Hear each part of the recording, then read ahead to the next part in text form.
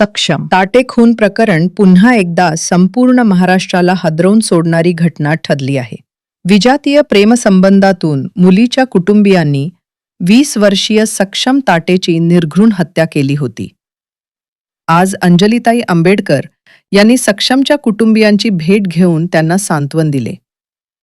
या भेटीत त्यांनी संपूर्ण घटनेची माहिती घेतली आणि आंचल मामिडवार हिच्याशी सविस्तर संवाद साधला.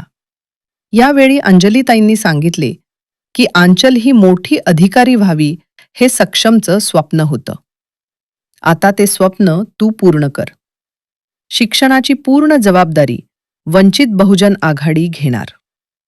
तसेच त्यांनी आंचलचा हात हातात घेऊन तिला धीर देत म्हणाल्या, शिक्षणासाठी जिथे जायचं तिथे जा. राहण्याची आणि व्यवस्थेची जबाबदारी आम्ही घेऊ. अंजलीताईंनी तब्बल अर्धा तास कुटुंबियांसोबत चर्चा केली. यावेळी त्या म्हणाल्या की सोमनाथ सूर्यवंशी प्रकरणाप्रमाणेच सक्षम ताटे प्रकरणातील बाजूही आम्ही ठामपणे मांडणार आहोत, असेही त्या म्हणाल्या.